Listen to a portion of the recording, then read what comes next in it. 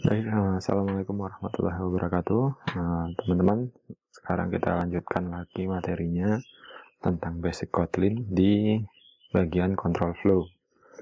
Jadi di Kotlin itu juga ada yang namanya control flow. Control flow itu seperti biasa kalau di codingan lain di Java, if, else, dan switch case. Nah, tapi di Kotlin ini ada beberapa hal menarik mengenai switch dan if ini.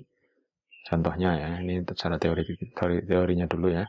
Kayak biasa kalau if sintaksnya adalah if condition kemudian kurung awal kodenya apa. Ini standar. Kemudian bisa juga dipasangin if condition code-nya apa, else-nya apa. Jadi boleh kayak gini. Kemudian yang menarik di Kotlin, si perintah switch sekarang diganti dengan menggunakan kata keyword namanya when. Mirip switch di Java, kemudian perbedaannya adalah ini. When, condition, option, panah, nilainya apa, optionnya apa, nilainya panah, nilainya apa. Kemudian dia bisa punya default value, tapi diberi nama else.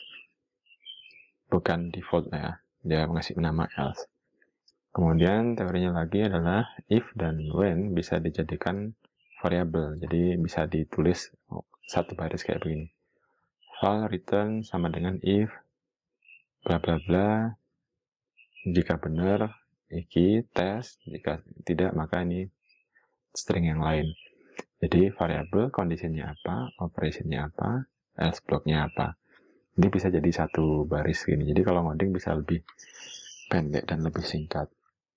Ada beberapa juga yang lebih menarik tentang when ini di Kotlin. Kita lihat aja langsung di codingannya ya. Di sini saya sudah punya ini.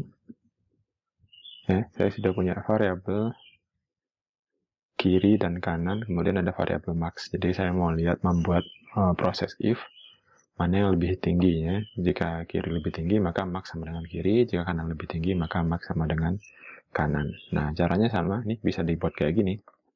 If kiri lebih kecil dari kanan, maka max sama dengan kanan. Ini sama dengan if kiri kecil kanan dibikin gini. Max sama dengan kanan. Nah, ini bisa, ini sama nih. Nah, tapi bisa lebih singkat. Nah, bisa dipersingkat dengan jadi kayak begini. Nah, ini sama. Nah, kalau di print, nah, sama kayak yang pertemuan kemarin, kita bisa ngeprint dengan cara menggunakan string biasa gini atau pakai string template. Saya sarankan pakai string template aja. Kemudian kalau dengan else, if, apa ini? Oh ya, ini ya, benar.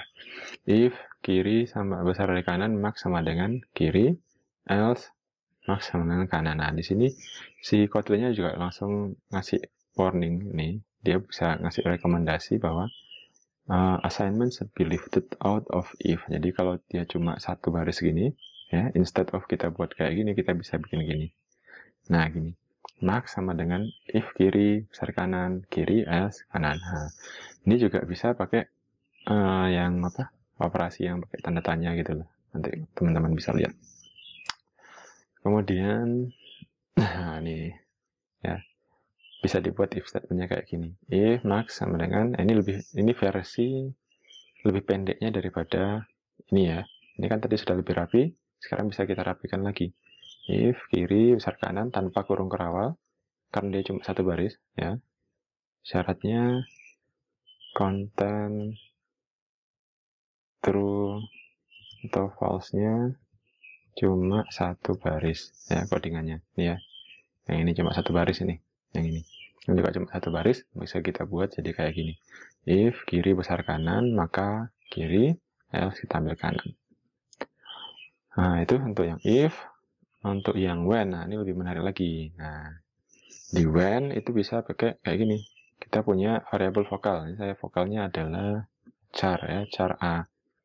Ini ya, cara membuat variabel var atau val, nama variabel, titik 2, tipe data, nilainya apa.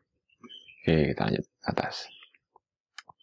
Nah, di when, ini kita bisa kasih per case. Ya. Case-nya A, I, U, E, dan O, maka dia merupakan huruf vokal.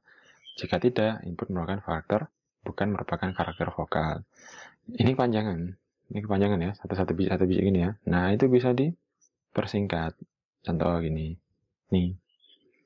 Nah, kita bisa kasih koma. A, koma E, koma I, koma O, koma U. Kemudian kita printkan input vokalnya merupakan karakter vokal. Jadi yang panjang di atas ini, nih, begini, itu bisa kita persingkat jadi gini. Nah, asik kan? Jadi codingannya lebih rapi. Atau, nah ini kan per karakter. Bisa juga, nih. Nah, yang ini lebih menarik lagi. Ini dia bisa bikin pakai range. Kalau mau main range, itu pakai titik 2 kali. Ya, titik 2 kali.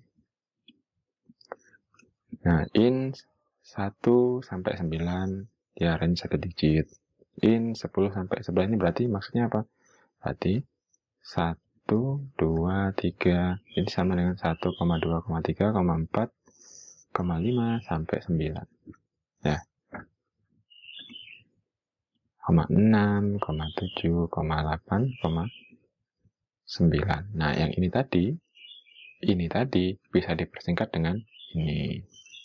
Ya. Jadi code-nya bisa jauh lebih bersih daripada codingan yang biasanya. Else-nya sama, ini buat block default. Jadi kalau when itu mainnya when variabelnya, optionnya, nilai defaultnya. Boleh nggak pakai nilai default ya? Boleh-boleh aja. Coba ya. Ini dia push. Tuh, nggak protes kan? Ya, berarti boleh.